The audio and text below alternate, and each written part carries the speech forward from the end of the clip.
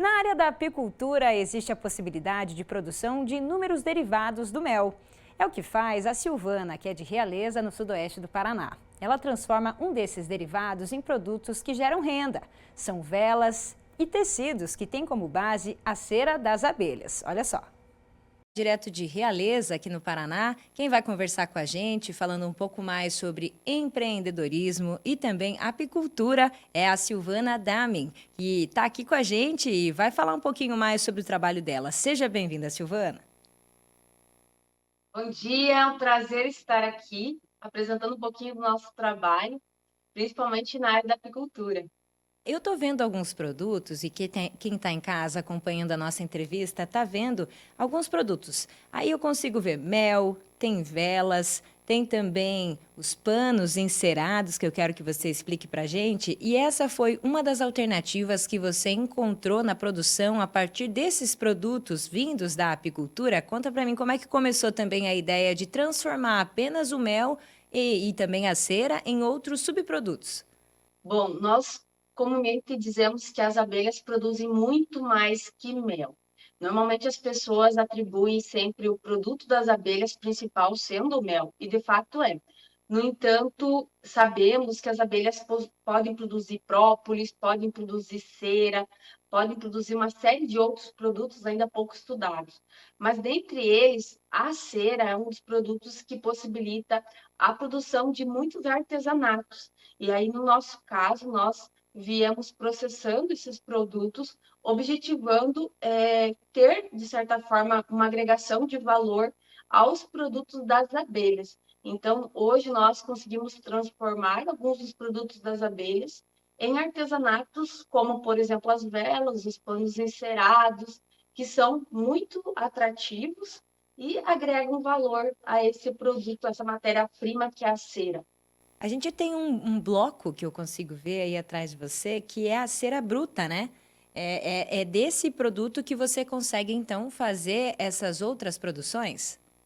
Sim, aqui nós temos um bloco que é um bloco de cera de abelha. Esse bloco ele é produzido a partir dos favos que são trocados e derretidos. A partir disso, esses blocos de cera eles são fragmentados para o uso nos artesanatos.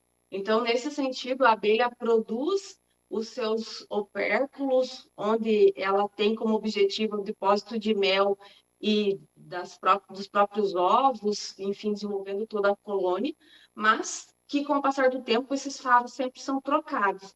Na apicultura, a troca de favos é uma necessidade hoje já de manejo. Então, a cera era um produto antigamente pouco valorizado.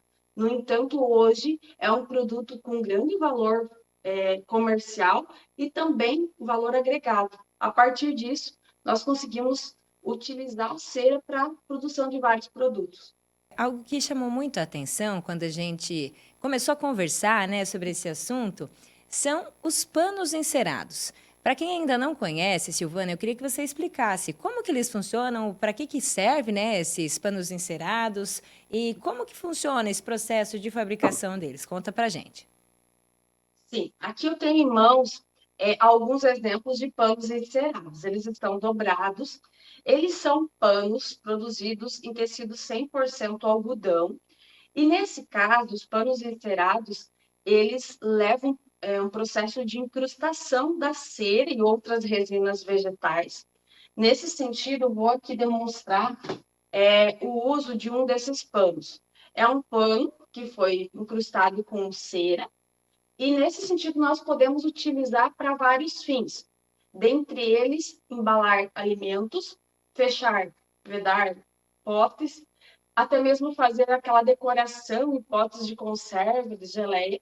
E aqui eu vou fazer uma demonstração colocando uma fruta nesse pano. Nesse caso, a gente consegue, por exemplo, fazer com o próprio calor da mão a moldagem da cera, do pano, e eu consigo levar essa minha fruta para vários locais.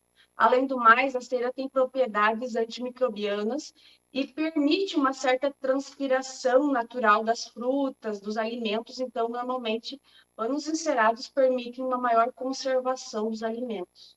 Que bacana, que legal. Eu ainda não conhecia esse tipo de produto. E como que é feito então? Você falou que ele é à base de algodão, mas ao mesmo tempo, como que é esse processo de também vincular com a cera?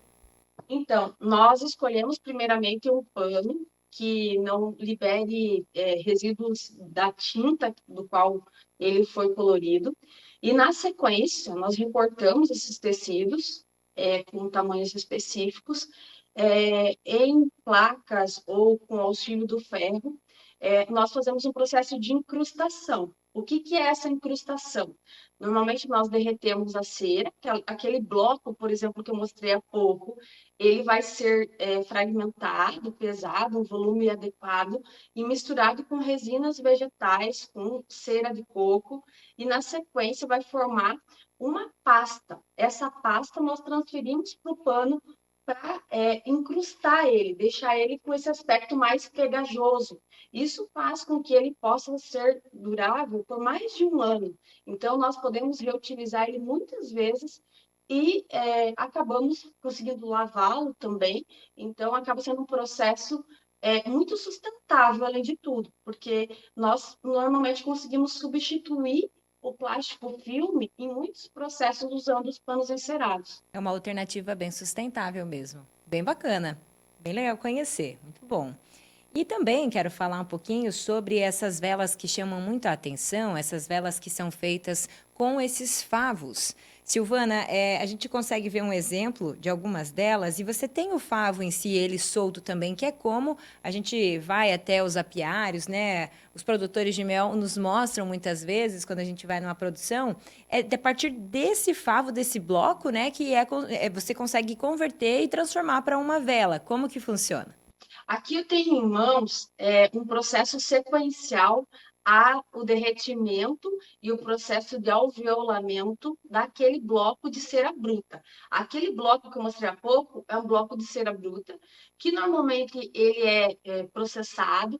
Então, essa cera ela normalmente pode ser utilizada para diferentes finalidades. Nós utilizamos, por exemplo, para os artesanatos, mas podemos produzir essas lâminas que normalmente são utilizadas na colmeia para que as abelhas consigam desenvolver os seus favos. E, por outro lado, essas lâminas elas têm o formato exato dos hexágonos que as abelhas vão construir esses favos. Então, ficam já com um certo desenho muito bonito para a produção de velas. E essas lâminas permitem que a gente produza velas a partir, então, desse desenho que fica muito bonito para, normalmente, velas decoradas. Muito importante o seu trabalho, Silvana. Obrigada por compartilhar com a gente um pouco aí da sua experiência na apicultura, na produção artesanal a partir dos produtos derivados aí, né, das abelhas. E obrigada por estar aqui com a gente no Agrofag. Até uma próxima oportunidade.